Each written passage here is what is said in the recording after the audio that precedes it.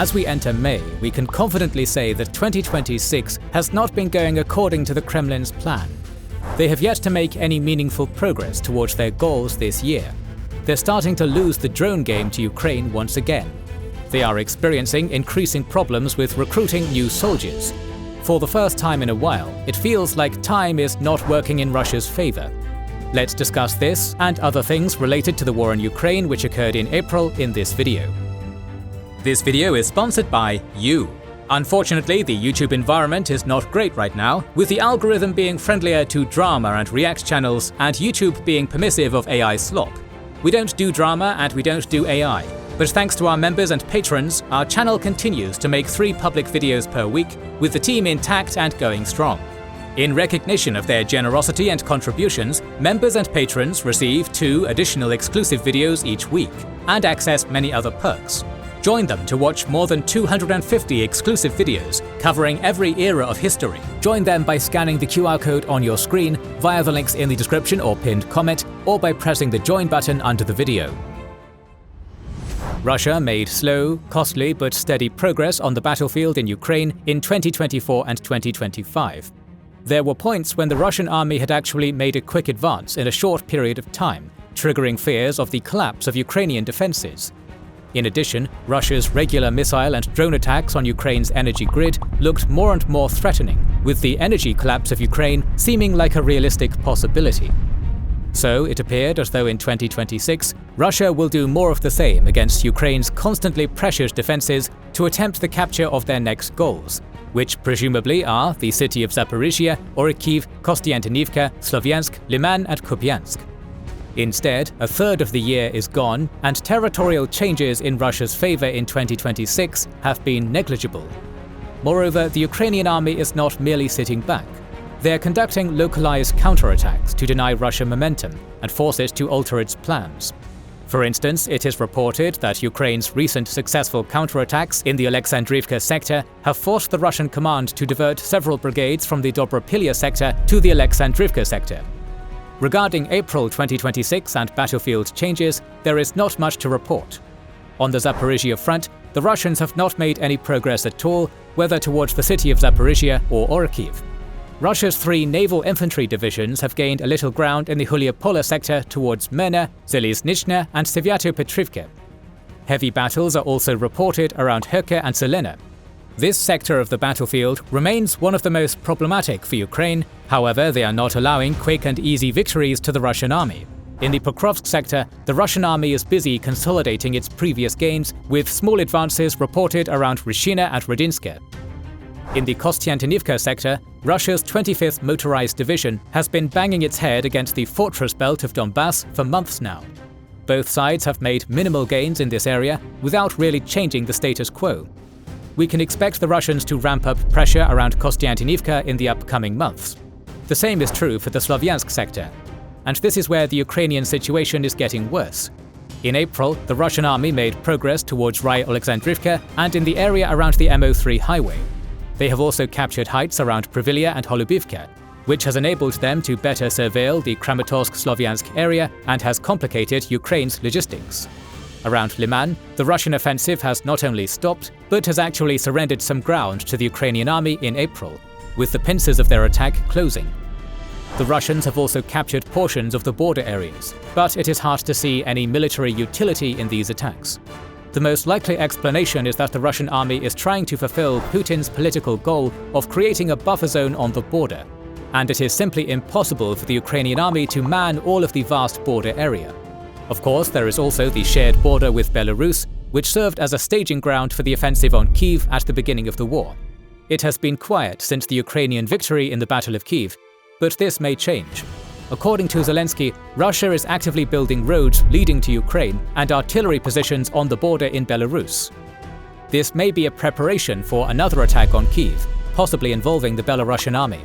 But currently, no other indicators of this, including large military deployments to the border, are being reported. You may remember that in 2023 to 2024, rumors about the impending Russian attack on Kyiv from Belarus swirled on regular occasion, but no such thing transpired. It is unlikely that Russia would attempt another offensive on Kyiv at a time when it is struggling to gain anything meaningful in Donbas and elsewhere. So the Russian rate of advance has slowed down considerably. But why, after a relatively successful 2025, when it seemed like Russia would continue making progress on the battlefield, have they suddenly stalled in 2026? One of the obvious causes is that Starlink is no longer available to the Russian army. It has created major problems for Russian communication on the ground. Moreover, it has created challenges for Russian drone operators. Now, a drone operator sees the enemy, but the lack of a connection prevents him from sending the image to the decision makers.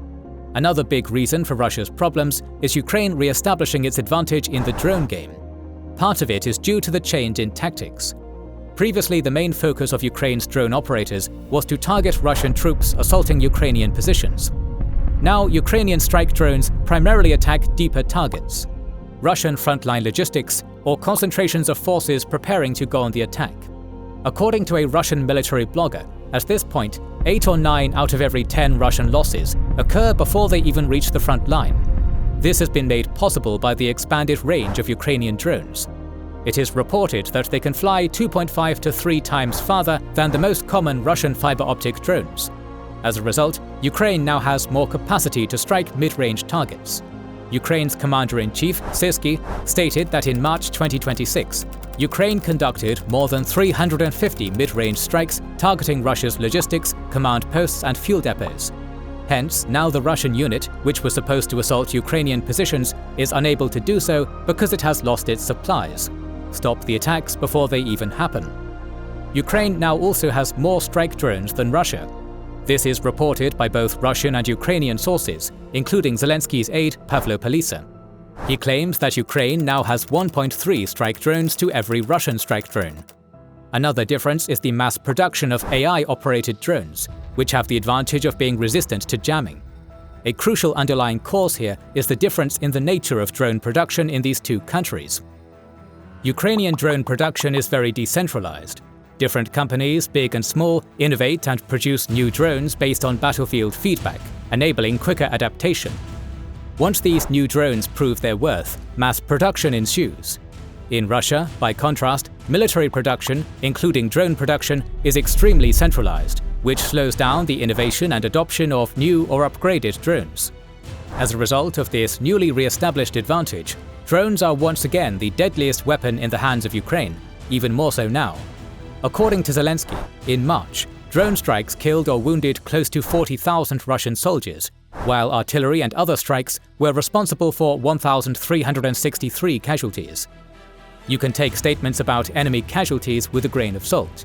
The interesting part here is the ratio. Drones are 30 times more likely to kill than artillery right now in this war. Previously, there were many concerns about Ukraine's artillery shell shortages. But now it is clear that Ukraine has successfully substituted artillery with drones in its defense and offense. For instance, a Russian military blogger has claimed that Ukraine deployed 300 to 400 drones to a depth of 20 kilometers against the Russian army in the Alexandrivka sector, which greatly helped the success of Ukraine's counterattack. Another curious development is a more prominent use of unmanned ground vehicles by the Ukrainian army. They are increasingly used for functions such as logistics, mine laying, and assault. According to a Ukrainian officer speaking to The Guardian, 90% of Ukrainian logistics are carried out by these land drones now, which undoubtedly saves a lot of lives.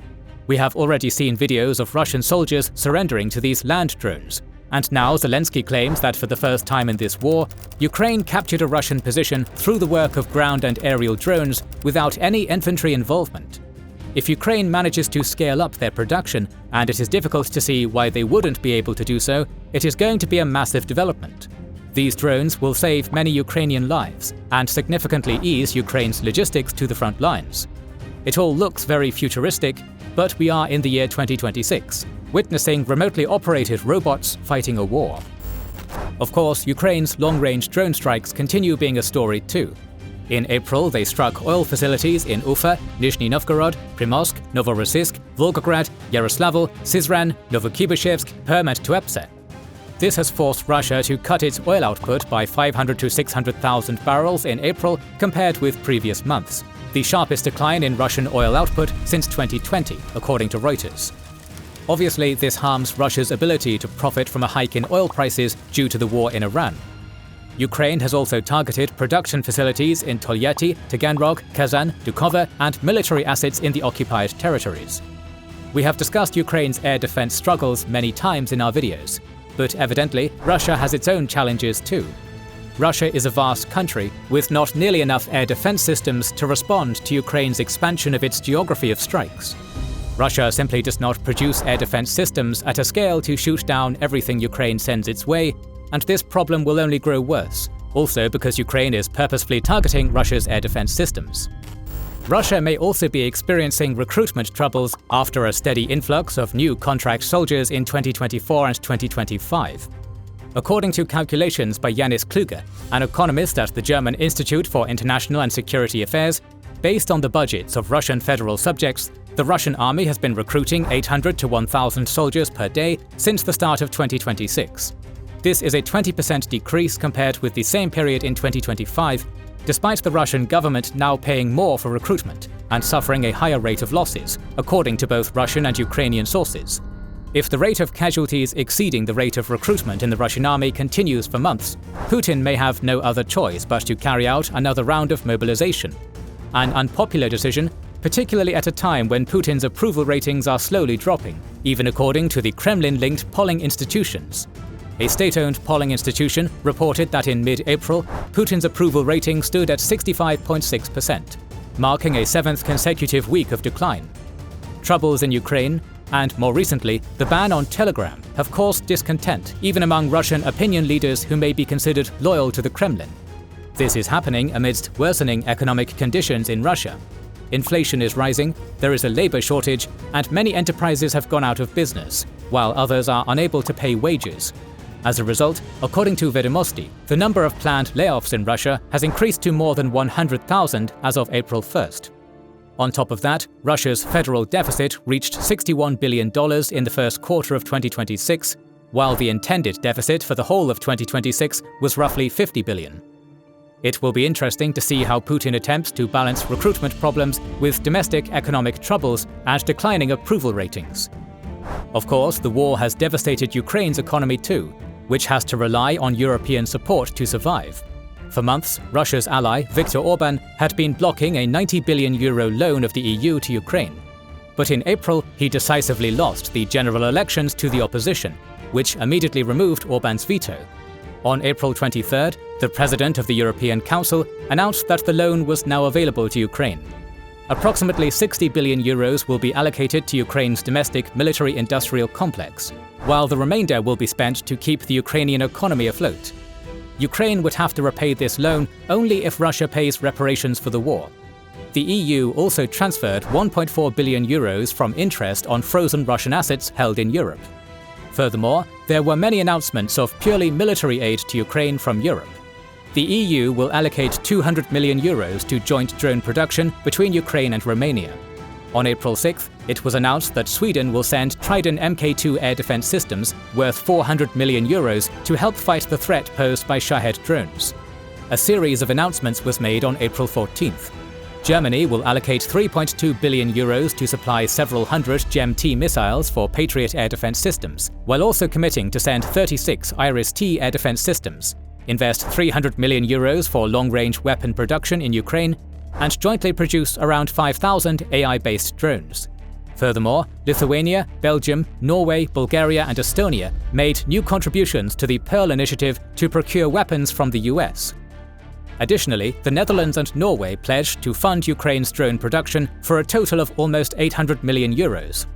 Lastly, on April 15th, Britain announced the largest ever drone package for Ukraine, promising to deliver at least 120,000 long-range reconnaissance and logistics drones in 2026. Not bad at all for Kyiv.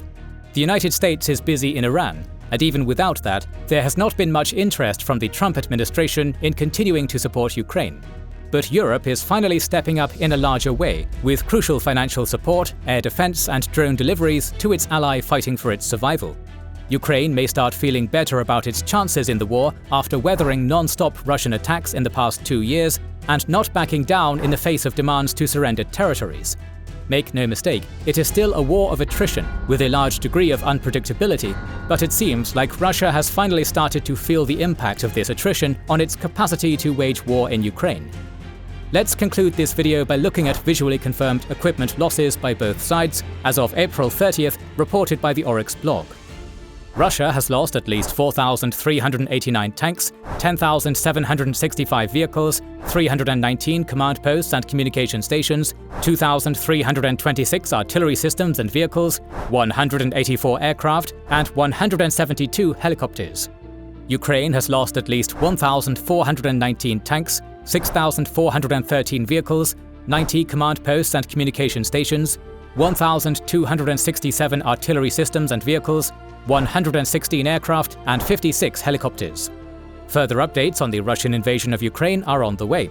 If you don't want to miss them, make sure you are subscribed and have pressed the bell button. Please consider liking, subscribing, commenting, and sharing. It helps immensely. Our patrons and YouTube members can watch more than 200 exclusive videos. Join their ranks via the link in the description or by pressing the join button under the video to watch these weekly videos, learn about our schedule, get early access to our videos, access our private Discord, and much more. This is the Kings and Generals channel, and we will catch you on the next one.